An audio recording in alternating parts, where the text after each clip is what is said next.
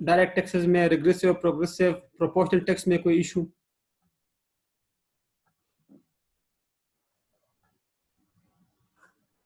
अच्छा, वो एक एग्जांपल पूछा था किसी ने कि सर इसका क्या मतलब है, तो इसमें उसने मिसाल दी कि फॉर एग्जांपल जिस तरह अगर आप कोई गाड़ी इंपोर्ट करते हो, तो चाहे लो इनकम ग्रुप वाले हो चाहे हाई इनकम ग्रुप वाले हो, दोनों ने तकरीबन सेम तरह की कस्टम ड्यूटी देनी होती है।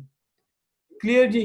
तो आप लोगों को पता है कि हाई इनकम ग्रुप्स के लिए वेल्थ की यूटिलिटी कम होती है, जबकि लो इनकम ग्रुप के लिए इनकी वेल्थ की यूटिलिटी ज्यादा होती है। तो इसमें आ जाती है या रिग्रेसिव टैक्सेशन या प्रोपोर्शनल टैक्स। ठीक है जी? तो अगर किसी गाड़ी पे एक ही तरह की कस्टम ड्यूटी देनी है दोनों ने, ठीक है जी, तो वो रिग्रेसिव टैक्सेशन या प्रोपोर्शनल टैक्सेशन में आ जाता है। तो इस एग्जांपल का यही मतलब था। मेरे ख्याल से सुंदस ने पूछा था वो एग्जांपल, कि सबा ने पूछा था। ठीक है जी? तो रिग्रेसिव टैक्सेशन का मतलब ये कि चाहे लो इनकम ग्रुप हो या हाई इनकम ग्रुप, तो दोनों ने तकरीबन एक तरह का टैक्स देना होता है। और आप लोगों को पता है कि लो इनकम ग्रुप के लिए यूटिलिटी ज्यादा है वेल्थ की, और हाई इनकम ग्रुप के लिए यूटिलिटी कम होती है। ठीक है? तो एक इनइक्विलिटी अराइज हो जाती है इस सिचुएशन में। जी, अब क्लियर है सुंदस? आई थिंक आपने पूछा था।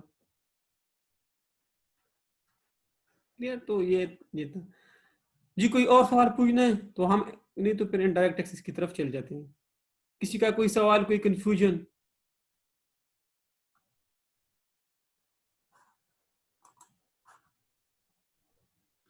चलो, इनडायरेक्ट टैक्सेस वो टैक्सेस होते हैं जो कि एंड यूजर ने पे करने होते हैं।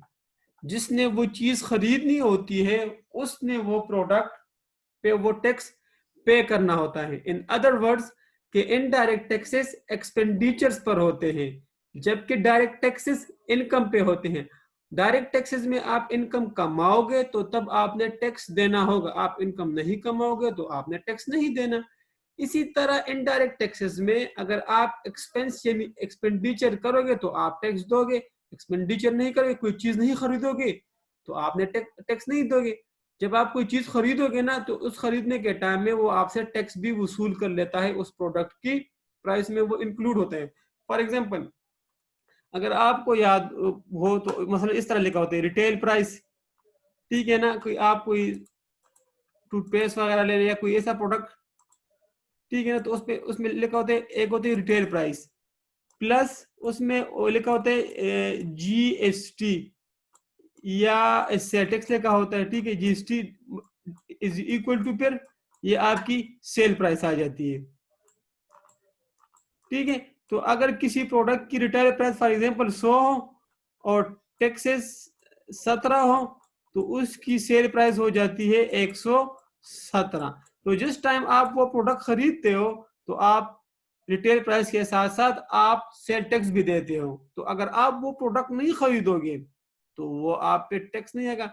और ये एंड यूजर पे आ जाते हैं। And user mean and consumer पे। इस तरह हम लोग कोई चीज खरीदते, देखें, एक प्रोडक्ट जब बनता है ना, तो वो मैन्युफैक्चर से होकर होलसेलर, होलसेलर से होकर रिटेलर, ठीक है, मैन्युफैक्चर से होकर डिस्ट्रीब्यूटर, डिस्ट्रीब्यूटर से होकर होलसेलर, होलसेलर से वो फिर रिटेलर, और फिर रिटेलर से वो जाके आपके कंज्यूमर के पास आ जाते हैं प्रोडक्ट होते होते। तो मैन्युफैक्चरर टैक्स डिस्ट्रीब्यूटर से वसूल कर लेता है सेल टैक्स, डिस्ट्रीब्यूटर होलसेलर से वसूल कर लेता है, होलसेलर रिटेलर से वसूल कर लेता है, और रिटेलर जाके आगे कंज्यूमर से वसूल कर लेते हैं। तो कंज्यूमर किससे वसूल करने? किसी से भी नहीं। तो अल्टीमेट बर्डन सेल टैक्स का एंड यूजर या एंड कंज्यूमर पे आ जाता है।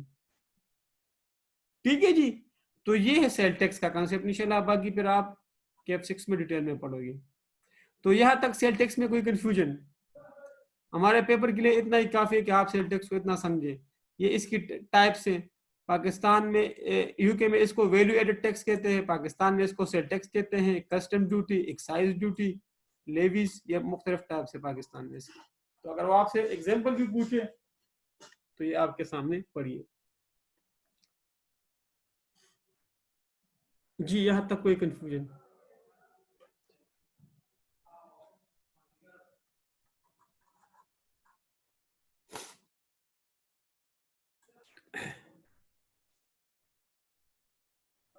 ठीक है जी। अब इसके एडवांटेजेस और डिसएडवांटेजेस की तरफ आते हैं। एडवांटेज इसके क्या है? Change the pattern of demand. अगर हुकूमत ने किसी प्रोडक्ट की डिमांड को डिक्रीज करना है, ठीक है ना, फॉर एग्जांपल अल्कोहल और सिगरेट्स वगैरह, ठीक है ना, तो उस पे वो सेल टैक्स लगा लेते हैं। सेल टैक्स लगाने से क्या हो जाता है? उसकी प्रोडक्ट की प्राइस हाई हो जाती है।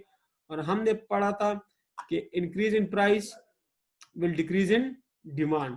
ठीक है जी। तो अगर हुकूमत ने किसी प्रोडक्ट की डिमांड को चेंज करना होगा या उसमें इंक्रीज या डिक्रीज लाना होगा, तो अगर इंक्रीज डिमांड में इंक्रीज लाते हैं तो उसकी प्राइस को कम करना पड़ेगी। कम प्राइस को किस तरह कम करेंगे? वो सेल टैक्स कम कर लेंगे।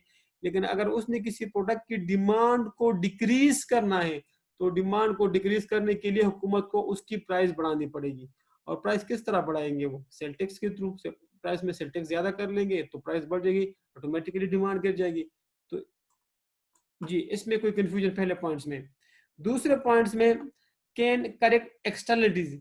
फॉर एग्जांपल, अगर हुकूमत ने ये तकरीबन से मिलता जुलता है कि अगर हुकूमत ने कोई ऐसा प्रोडक्ट हो जो कि हेल्थ एसोसिएटेड हो, ठीक है ना, जो कि हेल्थ के साथ रिलेटेड हो, अगर वो उसको नुकसान भी दे रहा हो हेल्थ वगैरह को, तो उसकी प्राइस को बढ़ाने के लिए वो उसकी डिमांड को कम कर देंगे। तो ये दोनों तकरीबन मिलते जुलते डिमांड है।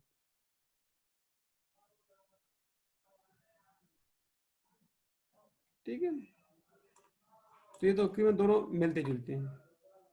जिन दो पॉइंट्स में कोई confusion?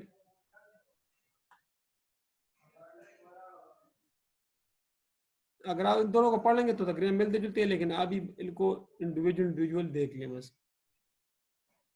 Less easy to avoid.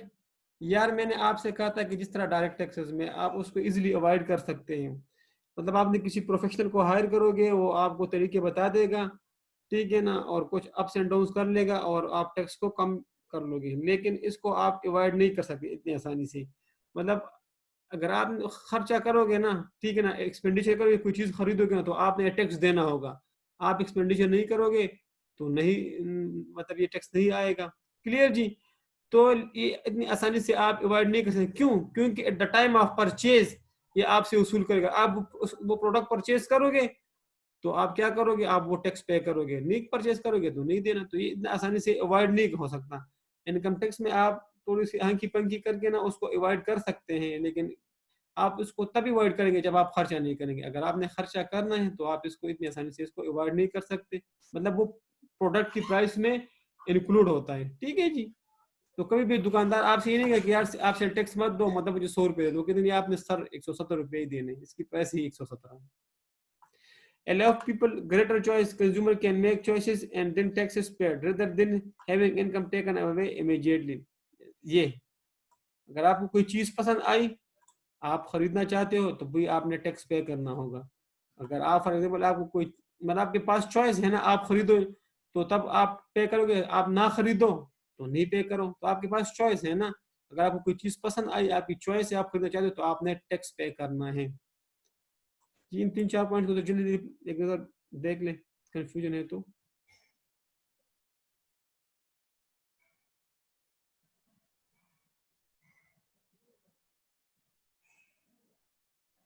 Clear है जी? Increase in equality. यार ये तो आसान पॉइंट है। चाहे अमीर बंदा हो चाहे गरीब बंदा हो, दोनों ने प्रोडक्ट खरीदना है, दोनों ने सेम तरह का टैक्स देना है। ठीक है। इसका मतलब ये उधर क्या था? डायरेक्ट टैक्सेस में अमीरों को ज्यादा टैक्स, गरीबों को कम टैक्स। इधर तो अमीर और गरीब जो भी हो, उसने वो प्रोडक्ट खरीदना है तो उसने सेम तरह का टैक्स पे करना है। तो इनइक्वलिटी अराइज हुई। ठीक है जी। Cost cost push inflation. मैंने आपसे कहा कि ये प्राइस में इंक्लूड होता है, प्रोडक्ट की प्राइस में इंक्लूड होता है, तो जिसकी वजह से प्राइस बढ़ जाती है और इकोनॉमी के अंदर इन्फ्लेशन अराइज हो जाता है। क्लियर जी? जिन दो पॉइंट्स में कोई कोई कंफ्यूजन? मैं इसलिए जी, establish a black market. Establish, जब यार प्राइसेस बढ़ जाएंगी तो लोग इलीगल एक्टिविटीज की तरफ चले जाएंगे, ब्लैक में वो चीज को इंपोर्ट करेंगे और ब्लैक में उस चीज को सेल करेंगे। ठीक है ना? तो जब प्राइसेस हाई हो जाती है तो फिर लोग क्या करेंगे, फिर लोग मैन्युफैक्चर जो लीगल तरीके से चीजें प्रोड्यूस हुई वो नहीं खरीदेंगे, बल्कि इलीगल तरीकों से जो माल इंपोर्ट हुआ है किसी भी मुल्क के अंदर उसको खरीदने की कोशिश करेंगे। ठीक है जी। तो इलीगल मार्केट्स क्रिएट हो जाते हैं इसमें। हायर अनसर्टेनिटी, उधर क्या था यार, डायरेक्ट टैक्सेशन में देखिए एक सर्टेनिटी थी। सर्टेनिटी का मतलब क्या है कि यार फॉर एग्जांपल अगर मेरी इनकम इतनी होगी तो मैं इतना टैक्स पे करूंगा, मेरी इनकम इतनी होगी तो मैंने इतना टैक्स पे करना है। ठीक है जी। आप स्लेब से या टेबल से अपनी इनकम टैक्स कैलकुलेट कर सकते हो, लेकिन सेल टैक्स में तो इस तरह नहीं है ना, ये तो एक्सपेंडिचर पर होता है। तो आप तो ये एस्टिमेट नहीं लगा सकते कि आइंदा साल में इतना खर्चा करूंगा तो मैं इतना सेल टैक्स दूंगा, या अगर मैं इतना खर्चा करूं तो मुझ पे इतना सेल टैक्स आएगा, मैं इतना खर्चा करूं तो मुझ पे इतना सेल टैक्स आएगा। तो इसमें अनसर्टेनिटी क्रिएट हो जाती है। ठीक है जी। या फॉर एग्जांपल इकोनॉमी के अंदर नॉर्मली या तो बूम पीरियड होता है या रिसेशन पीरियड होते हैं। तो रिसेशन पीरियड में लोग कम चीजें खरीदते हैं, ठीक है ना। तो फिर क्या हो जाता है, हुकूमत के लिए भी ये डिसाइड करना मुश्किल हो जाएगा। फॉर एग्जांपल लास्ट टाइम हुकूमत ने एस्टिमेट लगाया था कि यार 2020 में हमारी सेल टैक्स से इतनी कलेक्शन हो जाएगी, जस्ट हम एज्यूम कर लेते हैं। लेकिन हुआ क्या, हुआ ये कि एक मुल्क के इकोनॉमी के अंदर कोविड-19 आया। कोविड-19 की वजह से लोगों की परचेजिंग पावर गिर गई और लोगों ने चीजें कम खरीदी। तो ऑटोमेटिकली सेल टैक्स से जो जितना रेवेन्यू कलेक्ट होना था उतना तो रेवेन्यू कलेक्ट नहीं हुआ ना। ठीक है जी। क्योंकि ये तो एक्सपेंडिचर पर डिपेंड करता है। तो एक्सपेंडिचर अप्स एंड डाउन हो सकती है इकोनॉमी के अंदर, तो इसलिए एक अनसर्टेनिटी क्रिएट हो जाती है। डिस्टॉर्ट द मार्केट, यार अगर सेल टैक्स बढ़ेगी तो ऑटोमेटिकली प्राइस आपकी बढ़ जाएगी और हमारा जो इक्विलिब्रियम पॉइंट था वो अचीव करना मुश्किल हो जाता है। ठीक है, क्यों? फॉर एग्जाम्पल यार इकोनॉमी के अंदर हम कहते कि यार ये हमारे पास इक्विलिब्रियम पॉइंट होना चाहिए था, लेकिन हुआ क्या कि इकोनॉमी के अंदर प्राइस बढ़ गई और प्राइस बढ़ने की वजह से डिमांड कम हुई और सप्लाई ज्यादा। ठीक है जी। तो एक डिस्टॉर्शन क्रिएट हुआ। ठीक है, प्राइस बढ़ गई, तो प्राइस बढ़ने की वजह से हमारा इक्विलिब्रियम पॉइंट अचीव नहीं हो सकता। तो जरा आप जल्दी जल्दी इसको पढ़ लें और पूछे शाबाश, 1-2 मिनट ले शाबाश।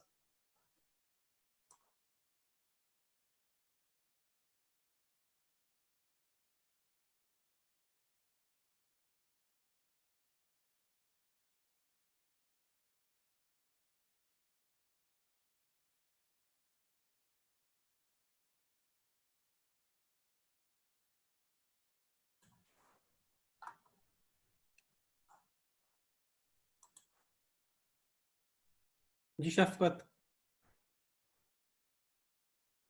सलमान, अजहर, आसिफ, जी मुस्कान, शमीन।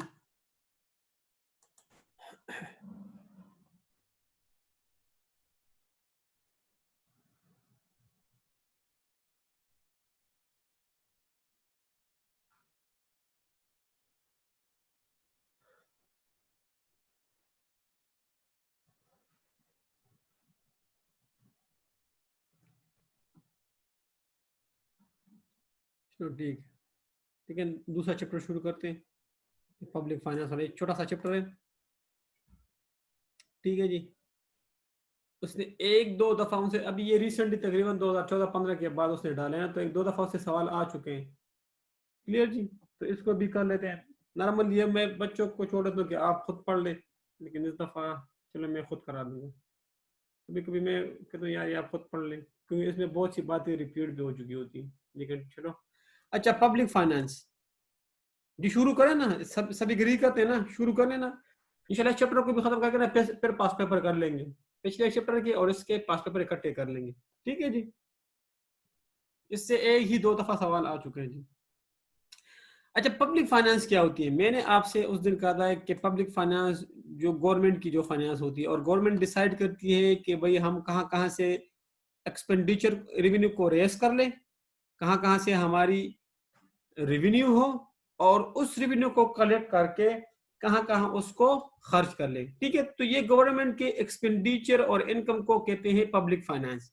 क्लियर जी। अब पब्लिक फाइनेंस में और प्राइवेट यानी इंडिविजुअल आप और मेरे जैसे बंदे की फाइनेंस में क्या फर्क है? अब हुकूमत फाइनेंस किस तरह करती है, ठीक है ना, उसके के रेवेन्यू और एक्सपेंडिचर क्या क्या होते हैं, और हमारे रेवेन्यू और एक्सपेंडिचर क्या क्या होते हैं, मतलब दोनों में क्या फर्क है। क्लियर जी। तो पब्लिक फाइनेंस गवर्नमेंट के जो इनकम और एक्सपेंडिचर होते हैं, या पब्लिक अथॉरिटीज की या पब्लिक बॉडीज की जो भी रेवेन्यू और एक्सपेंडिचर होते हैं उसको कहते हैं पब्लिक फाइनेंस। प्राइवेट फाइनेंस हम जैसे लोगों की, इंडिविजुअल जैसे लोगों की या एक इंडिविजुअल फर्म की जो इनकम होती है और एक्सपेंडिचर होती है उसको कहते हैं प्राइवेट फाइनेंस। ठीक है जी, तो ये एक नजर आप लोग देख लेते। अब फर्क दोनों में क्या है, पब्लिक फाइनेंस में और प्राइवेट फाइनेंस में फर्क क्या है? Adjustment of income and expenditure. देखिए, एक इंडिविजुअल हम और आप जैसे लोग पहले क्या करते हैं, पहले इनकम अर्न करते हैं और उस इनकम के मुताबिक अपने एक्सपेंडिचर को एडजस्ट करते हैं। फॉर एग्जांपल, पहले इनकम कमा लेते हैं जो रेशनल कंज्यूमर होगा, और उसी ही इनकम में अपने एक्सपेंडिचर को एडजस्ट करेगा कि मेरे एक्सपेंडिचर इससे ज्यादा ना बढ़े, मेरे इनकम के मुताबिक मेरे एक्सपेंडिचर हो। लेकिन गवर्नमेंट इस तरह नहीं करती, वो पहले एक्सपेंडिचर कर लेती हैं। फॉर एग्जाम्पल, एक्सपेंडिचर का एस्टिमेट लगा लेते हैं कि यार मैंने हेल्थ पे इतना लगाना है, एजुकेशन पे इतना लगाना है, इंफ्रास्ट्रक्चर पे इतना लगाना है, डिफेंस पे इतना लगाना है फॉर एग्जाम्पल, और फिर उसके मुताबिक अपना इनकम एडजस्ट कर लेता है कि यार फॉर एग्जांपल अगर उसने एक्सपेंडिचर ज्यादा करनी है तो इधर वो फिर इनकम भी ज्यादा करने की कोशिश करेगा। और इनकम वो किस तरह ज्यादा करेगा, वो टैक्सेस के थ्रू फिर ज्यादा टैक्सेस लगाएगा। लेकिन अगर हुकूमत कहती है कि आइंदा साल हमारी एक्सपेंडिचर कम होगी, तो वो फिर उसके मुताबिक अपने इनकम को एडजस्ट करते हैं। ठीक है जी, कि यार फॉर एग्जांपल हमारे एक्सपेंडिचर आइंदा साल कम लेंगे तो हम फिर रेवेन्यू भी कम कलेक्ट करेंगे, और रेवेन्यू किस तरह कम कलेक्ट करेंगे, टैक्सेस फिर कम लगाएंगे। तो दोनों में मेन फर्क ये है कि इंडिविजुअल अपने एक्सपेंडिचर को इनकम के मुताबिक एडजस्ट करता है, जबकि पब्लिक यानी गवर्नमेंट अपने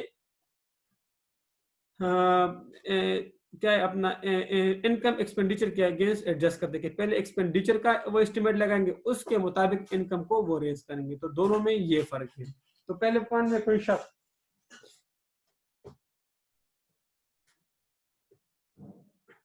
ठीक है जी, तो इन दोनों में यही फर्क है। बजटिंग, यार दूसरा पॉइंट जो है ना इसमें बजटिंग, गवर्नमेंट हर साल बजट बनाती है कि आइंदा साल हमारा रेवेन्यू और हमारा एक्सपेंस इतना होगा। जबकि यार कभी आपने अपने घर का बजट बनाया है या किसी आपके बड़े ने? हमने कभी नहीं बनाया, ठीक है ना, और ना कोई बनाता है। ठीक है, तो इंडिविजुअल इस तरह के बजट मर्ज नहीं बना कि आइंदा साल मेरी कितनी इनकम होगी और कितनी एक्सपेंडिचर होगी। क्लियर जी? जबकि गवर्नमेंट हर साल बजट बनाती है कि आइंदा साल हमारी इतनी एक्सपेंडिचर और इतनी इनकम होगी। तो दूसरा फर्क इसमें ये है। सही है जी, तो इन दो पॉइंट्स में अगर किसी को कोई कंफ्यूजन है तो पूछ दे शाबाश।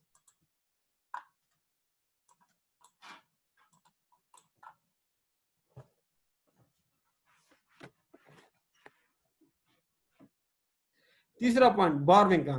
बोर्रोविंग देखो, हुकूमत दोनों सोर्स से लोन ले सकती है, इंटरनल सोर्स से और एक्सटर्नल सोर्स से। For example, internal debts within the country and foreign debts out of the country. तो दोनों तरह से अगर उसको कभी बोर्रोविंग की या लोन की जरूरत होगी तो वो ले लेगा। लेकिन जो इंडिविजुअल होगा या कोई इंडिविजुअल फंड, वो सिर्फ इंटरनल सोर्स से लोन ले सकती है, फॉरेन सोर्स से उनको कोई इतना आसानी से लोन नहीं देगा। लेकिन गवर्नमेंट को चाहे इंटरनल सोर्स हो चाहे एक्सटर्नल सोर्स हो, दोनों तरफ से उनको लोन मिल जाएगी। या डिफिसिट फाइनेंसिंग, डिफिसिट फाइनेंसिंग जब हुकूमत नई करेंसी छापती है ना, उस प्रोसेस को कहते हैं डिफिसिट फाइनेंसिंग। कि आपने अपने डिफिसिट को आप फाइनेंस करना है, अब जो डिफिसिट अराइज हुआ आप उसको कोप अप करना है आप लोगों ने। देखिए, हुकूमत के पास जब डिफिसिट अराइज होता है और वो फॉर एग्जाम्पल मजीद करेंसी उसने इशू करनी है ना, तो उसने डिफिसिट फाइनेंसिंग करनी होगी। ठीक है, हुकूमत नई करेंसी इशू कर सकती है with the help of state bank of Pakistan, लेकिन इंडिविजुअल नई करेंसी को प्रिंट नहीं कर सकता। ठीक है जी, तो दूसरा फर्क इंडिविजुअल फाइनेंस और पब्लिक फाइनेंस में फर्क ये है कि पब्लिक फाइनेंस में हुकूमत नई करेंसी छाप सकती है अगर कभी उनको जरूरत पड़े, अगर उनको कभी लॉस हो या डिफिसिट हो तो वो मजीद करेंसी प्रिंट कर सकती है। जबकि इंडिविजुअल को अगर लॉस हो तो वो मजीद करेंसी प्रिंट नहीं कर सकता। डिफरेंट ऑब्जेक्टिव, या हर किसी के अपने अपने ऑब्जेक्टिव्स होते हैं। हुकूमत के ऑब्जेक्टिव्स मुख्तलिफ होते हैं, इंडिविजुअल के ऑब्जेक्टिव मुख्तलिफ होते हैं। ठीक है ना, हुकूमत के नॉर्मली ऑब्जेक्टिव्स होते हैं कि वो सोसाइटी के सेफगार्ड को सेव कर ले। ठीक है ना, सोसाइटी के ऑब्जेक्टिव को वो अचीव कर ले, पूरी सोसाइटी के पूरे लोगों की ऑब्जेक्टिव, सोशल वेलफेयर या पूरे मुल्क के ऑब्जेक्टिव वो अचीव करना चाहते हैं। क्या लोगों को, सब लोगों को तालीम मिले, एजुकेशन मिले, एजुकेशन या तालीम या हेल्थ, ठीक है ना, इस तरह की जो बेसिक नेसेसिटी वो मिले। जबकि एक इंडिविजुअल का क्या ऑब्जेक्टिव हो, यानी इंडिविजुअल का ऑब्जेक्टिव है कि मुझे सही चीज मिले, मेरे जो ऑब्जेक्टिव है ना वो अचीव हो, बाकी लोग जाए बाढ़ में, मुझे जो इंडिविजुअल ऑब्जेक्टिव जो है मेरे हैं ना वो अचीव हो। तो गवर्नमेंट पूरी सोसाइटी की बात करता है, पूरी सोसाइटी के ऑब्जेक्टिव्स की बात करता है, जबकि इंडिविजुअल सिर्फ अपने आप की ऑब्जेक्टिव्स की बात करता है। क्लियर जी? ठीक, ત્યાં तक कोई मसला? प्रोविजन फॉर द फ्यूचर, हुकूमत फ्यूचर की भी बात करता है, उसके लिए प्लानिंग कर लेते हैं, जबकि इंडिविजुअल फ्यूचर पे इतना फोकस नहीं करता कि फ्यूचर में क्या होगा, मेरा आज ही बेहतर हो। जबकि जो पब्लिक होती है ना, गवर्नमेंट होती है ना, वो फ्यूचर की बात करती है कि वो हमारा आज भी सिक्योर हो और हमारे आइंदा आने वाले साल भी सिक्योर हो, हमें फ्यूचर में भी हमारे ऑब्जेक्टिव अचीव हो, तो उसको आने वाले नस्लों की भी फिक्र होती है। ठीक है, जबकि इंडिविजुअल को इस तरह की फिक्र नहीं होती। सिक्रेसी, यार हुकूमत हर साल बजट में अपनी इनकम और एक्सपेंडिचर प्रेजेंट कर लेती है कि आइंदा साल हम इतना कमाएंगे, इतना खर्च करेंगे, इतने साल हमने इतना कमाया, इतना खर्च किया। जबकि एक इंडिविजुअल आपको कभी भी नहीं बताएगा कि यार मैंने इतना कमाया, इतना खर्च किया और आइंदा साल में इतना कमाऊंगा या इतना खर्च करूंगा। तो सिक्रेसी की पॉइंट आ जाती है कि सिक्रेसी में हुकूमत डिस्क्लोज कर लेती है, वो कॉन्फिडेंशियल नहीं रखती चीजें आवामों से, बल्कि वो बताती है कि यार आइंदा साल हम इतना खर्च करेंगे और इतना कमाएंगे। ठीक है, तो वो कॉन्फिडेंशियल नहीं रखते। जबकि एक इंडिविजुअल कभी भी आपको ये नहीं बताएगा कि आइंदा साल में इतना कमाऊंगा और इतना खर्च करूंगा। तो ये कुछ डिफरेंसेस थे पब्लिक फाइनेंस में और प्राइवेट फाइनेंस में, फिर आप लोग देख लें। अब सवाल पूछे शाबाश।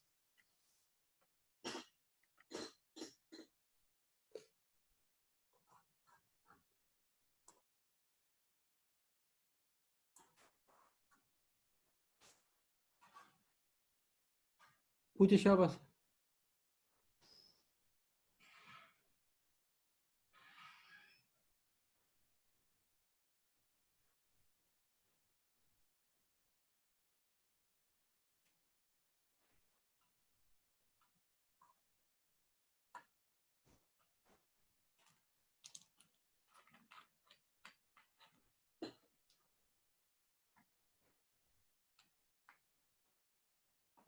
नहीं, एक्सटर्नल बार वो internal with in the country लेगा, आउटसाइड उसको इतना मुश्किल से मिल जाएगा फॉरेन से।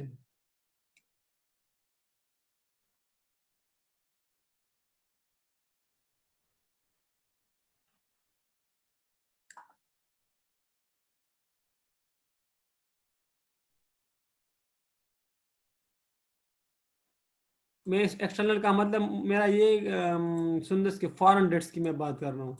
ठीक है जी। इंटरनल लॉन्स फॉर एग्जांपल, अब इस किस चीज में बात की, लेकिन एक किताब में लिखा था कि फॉर एग्जांपल आप इंडिविजुअल हो, तो इंडिविजुअल तो फॉरेन डेट्स वगैरह तो नहीं ले सकते ना। ठीक है जी। एक्सटर्नल लोन का मतलब ये कि आप बैंक वगैरह से जाके ले सकते हो, लेकिन इंटरनली आपको इधर का ये, इसका मतलब ये भी हो सकता है कि इंटरनली आप किसी अपने को इससे नहीं ले सकते इंटरनल घर वगैरह में, शायद इसका ये भी मतलब हो सकता है। लेकिन नॉर्मली आप फॉरेन डेट्स की तरफ नहीं जा सकते बोरोइंग में, क्योंकि आपकी वो क्रेडिबिलिटी इतनी ज्यादा नहीं होगी। एक्सटर्नल लोन से इधर इसका मतलब है कि आप बैंक वगैरह से ले सकते हो। इस तरह गवर्नमेंट देखो अपने बैंक से भी ले सकती है, गवर्नमेंट इंटरनल लोन बैंक से भी ले सकती है, और जाके out of the country bank से भी ले सकती है। ठीक है जी। तो इधर इंडिविजुअल में तो आप एक्सटर्नल लोन तो ले लेंगे किसी बैंक से, लेकिन इंटरनल तो कोई बैंक वगैरह तो आपका अपना नहीं है कि आप किसी से ले लो। ठीक है, तो इसका ये भी मतलब हो सकता है। लेकिन नॉर्मली जो इंडिविजुअल होता है ना, वो फॉरेन डेट्स इतनी आसानी से नहीं ले सकता। ठीक है जी, तो इसका ये भी मतलब हो सकता है। तो ये सवाल आप एक नजर देख लें, अभी तक आया नहीं है, लेकिन देख ले। ठीक है, इतना ज्यादा मतलब आई सजेस्ट कि ये चैप्टर आप बाकी चैप्टरों के बाद पढ़े, फिर मतलब आखिर में इस चैप्टर को फिर आप लोग जब रिवीजन करें ना, तो इस चैप्टर को आखिर में पढ़ लें। ठीक है जी। बाकी आप लोग अपना तरीका होगा स्टडी का, लेकिन अभी तक इससे एक ही दो दफा सवाल आया है। Function of public finance, public finance के फंक्शन क्या है जी? पब्लिक फाइनेंस क्या काम कर लेता है सर? तो पहला जो फंक्शन है ना, ये उसने मसग्रेव्स के उसके दिए ना, एलोकेटिव फंक्शन, ठीक है।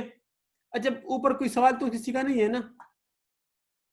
एलोकेटिव फंक्शन, डिस्ट्रीब्यूटिव फंक्शन और स्टेबलाइजेशन फंक्शन। तो ये मसग्रेव्स ने 3 तरह के फंक्शन बताए। एलोकेटिव फंक्शन और डिस्ट्रीब्यूटिव फंक्शन तकरीबन सेम ही तरह के, ठीक है। इसका मतलब ये कि हुकूमत एलोकेट करेगी कि जो रिसोर्सेज उनके पास है, ठीक है ना, कि पब्लिक गुड्स को सपोर्ट करने के लिए वो उसको एलोकेट करेगी।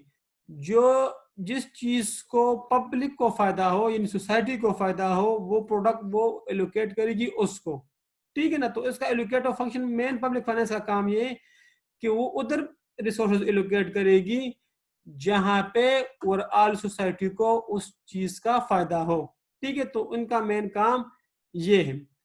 वो प्राइवेट रिसोर्सेज, चाहे वो प्राइवेट रिसोर्सेज हो चाहे वो आपके पब्लिक रिसोर्सेज हो, उसकी मेन ऑब्जेक्टिव यही होंगे कि वो एलोकेट करे इस तरीके से कि उनको पूरी सोसाइटी में, पूरे मुल्क को उसका फायदा हो। डिस्ट्रीब्यूटिव रिसोर्सेज का मतलब ये है कि वो कोशिश करेगा कि इनइक्वालिटी अराइज ना हो, बल्कि चीजें इक्वली डिस्ट्रीब्यूट हो लोगों के अंदर, ठीक है।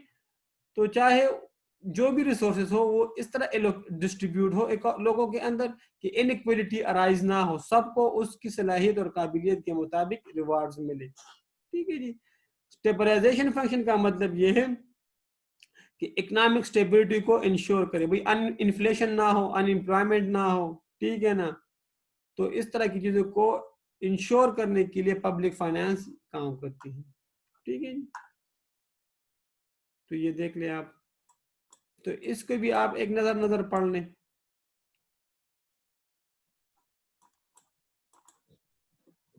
कि फंक्शन क्या है। तो ये 3 तरह के फंक्शन है, एलोकेटिव, डिस्ट्रीब्यूटिव और स्टेबलाइजेशन।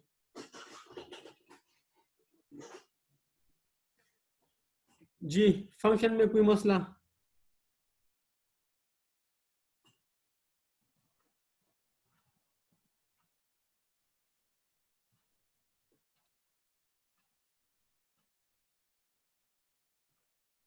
स्टेबलाइजेशन का मतलब ये कि यार अपने रिसोर्सेज को इस तरह एलोकेट कर ले कि इकोनॉमी के अंदर आपका अनएम्प्लॉयमेंट ना हो, आपके पास इन्फ्लेशन ना हो, आपके पास प्राइस स्टेबल रहे। तो उसने इकोनॉमी को स्टेबलाइज करने के लिए, ग्रोथ को अचीव करने के लिए या इकोनॉमी को स्टेबल रखने के लिए रिसोर्सेज को वो एलोकेट करेगा, ठीक है जी, ताकि इकोनॉमी के अंदर स्टेबलाइजेशन आ जाए, स्टेबिलिटी हो ना, ग्रोथ हो, खुशहाली हो, ठीक है। तो ये काम भी पब्लिक फंड, यार फॉर एग्जांपल वो चाहते हैं कि एजुकेशन पर हम खर्च करेंगे तो पूरे इकोनॉमी को फायदा होगा, तो एजुकेशन पर खर्च करेगा। अगर वो कहते हैं कि यार हेल्थ पर खर्च करना चाहिए, ठीक है ना, तो हेल्थ पर खर्च करें। तो इस तरह की चीजें कि एक आपकी इकोनॉमी स्टेबल रहे, आपकी इकोनॉमी अनएम्प्लॉयमेंट ना हो, इन्फ्लेशन ना हो। पब्लिक गुड्स का मैंने आपको मिसाल दी थी शमीन, कि आपके पब्लिक पार्क्स आ गए, आपके NHA हाईवे वगैरह, ये मोटरवे वगैरह, ये पब्लिक गुड्स है ना। आपके जो गवर्नमेंट इंस्टीट्यूट है, गवर्नमेंट हॉस्पिटल, ये पब्लिक गुड्स है ना, ठीक है ना Shamin. Public parks, public cinemas, ठीक है ना। तो वो चीजें जो कि जिससे आप भी, वो आपको चैप्टर 2 में मैंने वो याद है ना, वो पब्लिक गुड्स और प्राइवेट गुड्स, वो एग्जांपल भी दी थी आपको, चैप्टर 2 में आप देख भी सकती हैं। तो पब्लिक गुड्स वो गुड्स होती हैं कि आप भी उसको एक्सेस कर सकते हो। पब्लिक लाइब्रेरीज आप भी जा सकते हो, दूसरा भी जा सकता है, किसी पर कोई रेस्ट्रिक्शन नहीं है, ठीक है ना। तो ये चैप्टर 2 में हमने डिटेल में पढ़ा था। तो इस तरह की चीजों को पब्लिक गुड्स कहते हैं कि आप भी एक्सेस कर सकते हो, हर कोई इसको इजीली एक्सेस कर सकता है। और किसी का कोई सवाल? चैप्टर 2 में आप देख ले, सवाल इंपॉर्टेंट है, उसने पूछा किताब से कि पब्लिक गुड्स और प्राइवेट गुड्स में क्या फर्क है, और उसकी मिसालें दे दें जरा आप, ठीक है जी। तो अब क्लियर शमीन? चलो ठीक। इम्पोर्टेंस ऑफ पब्लिक फाइनेंस, यार अभी हम ऊपर पढ़ भी चुके हैं मुख्तलिफ। प्रोविजन ऑफ पब्लिक गुड्स, कि जितने भी पब्लिक गुड्स हो, फॉर एग्जांपल स्कूल, हेल्थ, ठीक है ना, पब्लिक पार्क, पब्लिक सिनेमा, इस तरह की चीजें, ये हुकूमत जो है ना वो बनाए और उस लोगों को उसकी एक्सेस हो। तो पब्लिक फाइनेंस का पहला फायदा ये है कि हुकूमत उसके लिए ये चीजें बनाए, ठीक है। ये national defence, public school, hospitals, therefore, ठीक है ना।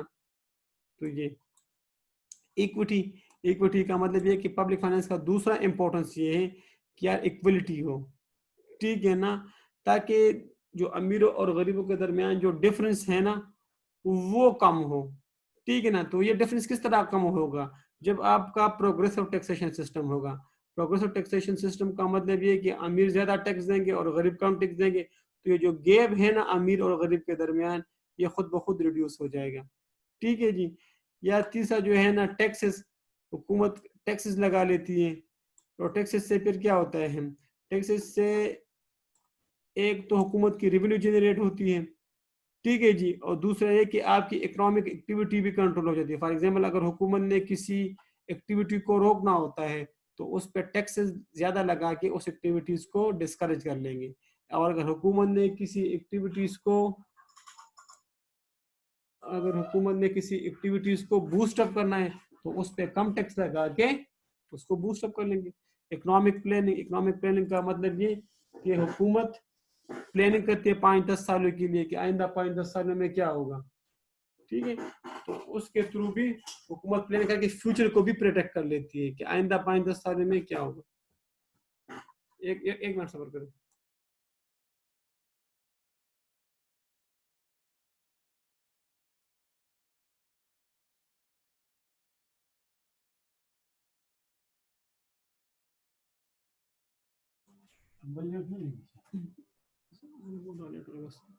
सही है जी। तो इसको भी जरा आप देख लेंगे, वो फ्यूचर के लिए भी प्लानिंग कर लेती है हुकूमत।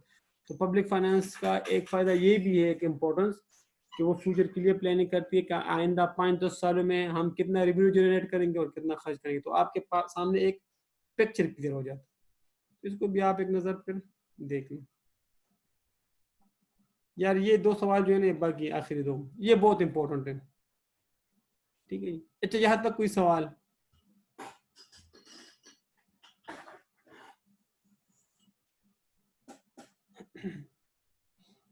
ठीक है, तो इसको आप देख लें।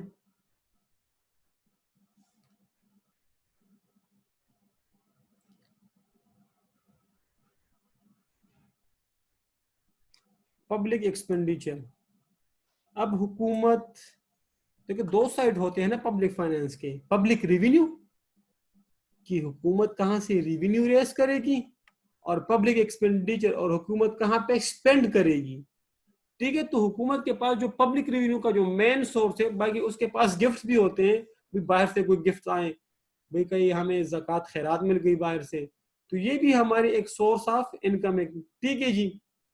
और हमारे पास जो मेन सोर्स अपना सोर्स है वो तो टैक्सेस है, ठीक है।